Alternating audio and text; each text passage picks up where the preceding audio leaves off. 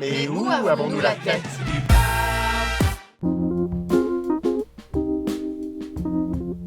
On va avoir une logique assez forte, à mon avis, qui va revenir, c'est ce qu'on appelle la préférence pour le présent. Et en fait, on va essentiellement aller vers des risques quand on voit le gain qu'on peut avoir à court terme et qu'on reporte la perte qu'on pourrait avoir à long terme. Et en fait, comme le court terme, on aime bien savoir ce qui se passe maintenant, tout de suite par rapport à nos actions, on va bien l'accepter. Et puis le long terme, on le gérera un petit peu plus tard et on verra bien. Ce qui potentiellement d'ailleurs est un des drames de la logique de développement durable, puisque on sait parfaitement qu'il faudrait faire des efforts maintenant pour faire en sorte que l'humanité se porte mieux sur cette planète, mais en fait on n'a pas envie de faire des efforts maintenant, on les reporte à plus tard. C'est exactement cette même logique-là qui pourrait nous pousser à prendre des risques. Alors là, essentiellement dans des logiques effectivement qui sont des logiques individualisme, avec aussi un autre facteur, j'aurais envie d'appuyer, sur lequel le collectif pourra venir corriger un certain nombre de choses. L'autre facteur individuel, c'est que nous sommes très mauvais en probabilité. Et en fait, quand on prend une décision, on essaie de faire une prévision pour le soi du futur. Et comme on n'est pas bon en probabilité, nos prévisions, elles peuvent être un petit peu chaotiques.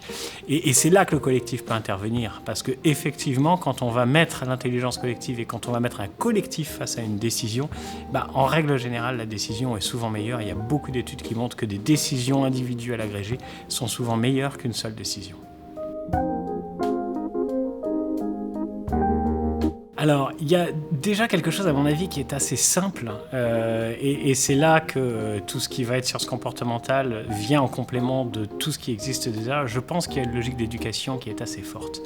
Et je pense que l'école a potentiellement un rôle à jouer sur cette logique-là. Je me suis beaucoup intéressé au sujet, étant moi-même un ancien enseignant-chercheur et ayant écrit un livre sur le sujet de l'éducation et des sciences comportementales. Et je regrette que les sciences comportementales ne soient pas enseignées à l'école, parce qu'en fait, nous sommes étrangers à tous les biais qu'on peut avoir, nous sommes assez étrangers à nous-mêmes dans la manière dont on prend nos décisions, et si dès le plus jeune âge on nous familiarisait avec l'ensemble de ces techniques-là, tout d'un coup on pourrait avoir un regard un petit peu plus critique sur ce que l'on fait nous-mêmes et sur nos propres décisions. Si vous prenez la logique de manipulation au sens étymologique avec une connotation souvent négative qui va y être associée, j'ai envie de dire que par définition, le nudge ne devrait pas pouvoir être de la manipulation. Parce que dans la logique de nudge, il y a une logique d'aider l'individu à atteindre ses propres objectifs, passer d'une intention à une action. Donc en fait, on va aider l'individu à adopter un comportement qui soit bon pour lui. Et la véritable question qui se pose face à la manipulation, c'est pas celle de la manipulation, c'est celle de l'éthique. C'est-à-dire quel est l'objectif que je poursuis avec cette logique d'incitation douce que l'on veut avoir. Et effectivement, le vrai sujet, le vrai problème qu'on peut avoir, c'est d'abord un problème d'éthique potentielle. Et là, le sujet est vaste et je vais avoir du mal à le trancher en une interview assez courte. Mais c'est d'abord un sujet et un problème d'éthique avant d'être un problème de manipulation. Est-ce que l'être que nous sommes, les êtres humains, ont un libre arbitre? Et c'est une vraie question. Souvent, quand on présente les logiques de nudge avec le système 1 et le système 2, c'est-à-dire en gros, le système 1, on a des décisions qui sont des décisions assez automatiques. Le système 2, on va avoir des décisions qui sont réfléchies. Mais on aime bien comparer l'être humain. Alors, le système 2, c'est Monsieur Spock, qui prend des décisions parfaitement rationnelles. Et le système 1, c'est Homer Simpson. Cette image, elle est pratique parce qu'elle montre que comme Homer Simpson, on ne peut pas résister à un donut et on a un certain nombre de biais.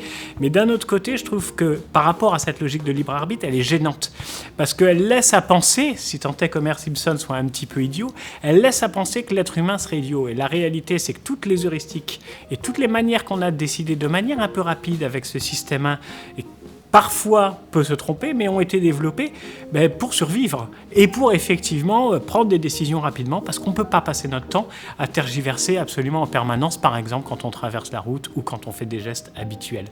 Donc, pour revenir sur la logique de libre arbitre, le libre arbitre laisserait à penser que nous sommes... si nous n'avions pas de libre arbitre, cela laisserait à penser que nous sommes tous des idiots et qu'on se comporte n'importe comment.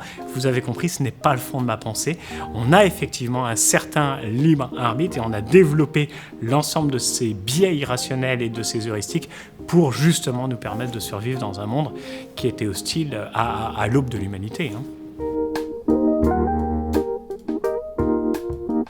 J'ai envie de dire que on va la voir d'un petit peu dans les étoiles et puis finalement c'est pas si mal que ça parce que c'est un petit peu en regardant les étoiles et en allant voir ce qu'il peut y avoir ailleurs qu'on peut potentiellement effectivement faire un grand nombre de choses pour cette planète.